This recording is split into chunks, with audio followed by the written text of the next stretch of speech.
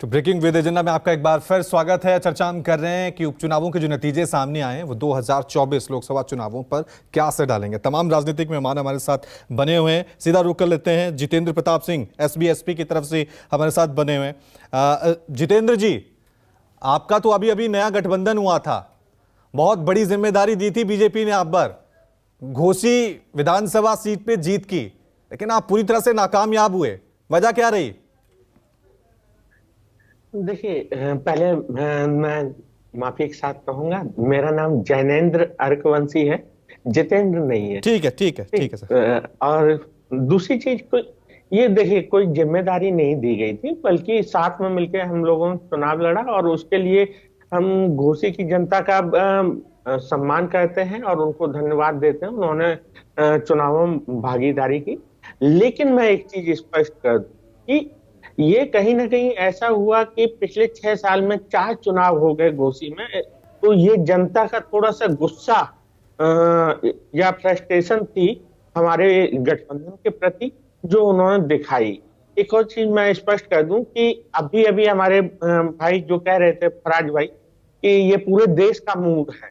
नहीं फराज भाई, मैं बहुत स्पष्ट कर दूं कि 4,30,000 वोटर घोसी में है, 2,15,000 ने पार्टिसिपेट किया है। तो आप 2,15,000 वोटर्स के आधार पर 90 करोड़ वोटर्स को नहीं बता सकते हैं कि ये उनका मूड है। हाँ, मैं ये जरूर बता सकता हूं कि विधानसभा चुनाव, विधानसभा उपचुनाव और लोकसभा उपचुनाव, हर उसमें एक अंतर होता है। उनके मुद्दे अलग होते हैं, उनकी बुनियादें अलग होती हैं, और जनता चुनाव और उपचुनाव में जानती है कि वो किसे चुनना है। जब चुनाव होता है तो जनता जानती है कि उसे सरकार कौन सी चुननी है, लेकिन जब उपचुनाव होता है तो वो कैंडिडेट देखती है कि कौन सा कैंडिडेट है और कौन सा दूसरा प्रत्याशी है। यहाँ पे यहाँ पे एक और चीज मैं स्पष्ट कर दूं कि माननीय ओम प्रकाश राजभर जी जो हमारे नेता हैं, ये उनकी जीत इस मायने में देखी जाएगी कि आपको याद होगा पिछले साल जब आजमगढ़ के लोकसभा उपचुनाव हुए थे, तो हमारे नेता क्या कह रहे थे कि माननीय अखिलेश जी को एसी कमरे से बाहर निकलना चाहिए, फेसबुक ट्विटर की राजनीति छोड़ के धरातल पे आना चाहिए और जनता के बीच में प्रचार में हिस्सा लेना चाहिए। लेकिन वो उस समय नहीं निकले थे और उन्हें लगता था कि माननीय ओम प्रकाश राजभर जी कौन होते हैं उन्हें सलाह देने वाले। लेकिन यही आपने इससे पहले कब पूरे कुनबे को देखा जहां पे माननीय अखिलेश जी, माननीय राम गोपाल जी या माननीय शिवपाल जी, माननीय अक्षय जी या बाकी लोग, पूरा कुनबा जमीन पे उतर आया था। यही जीत है जो उन्होंने पिछली बार बात कही थी। उस बात को सिद्ध इसी चीज से किया जा सकता है कि पूरा कुनबा इस बार जमीन पे था। इससे पहले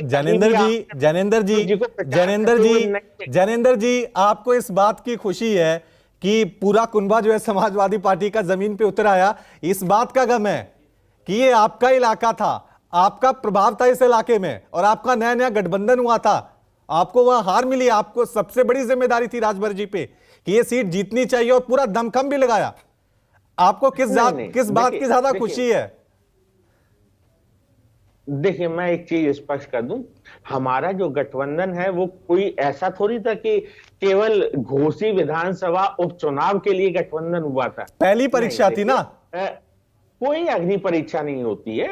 ये देखिए, ये तो जनता डिसाइड करती है कौन एमएलए बनेगा, कौन एमपी बनेगा, कौन मुख्यमंत्री, कौन उप मुख्यमंत्री। ठीक है, ये जनता डिसाइड करती है। जनता का मैंने आपको बताया, ये एक कारण सबसे बड़ा यही था कि उनको 6 साल में चौथा ये चुनाव। ठीक है। एक चीज और जोड़ देता हूँ जल्दी से सभी भाई, मैं एक चीज और जोड़ देता हूँ। यहाँ पे बहन जी का जो एक बयान आया था कि जनता, जो दलित मतदाता है, वो चुनावों में भाग ना ले, ये बहुत ही अलोकतांत्रिक उनका वक्तव्य था। इसकी मैं कड़े शब्दों में निंदा करता हूँ।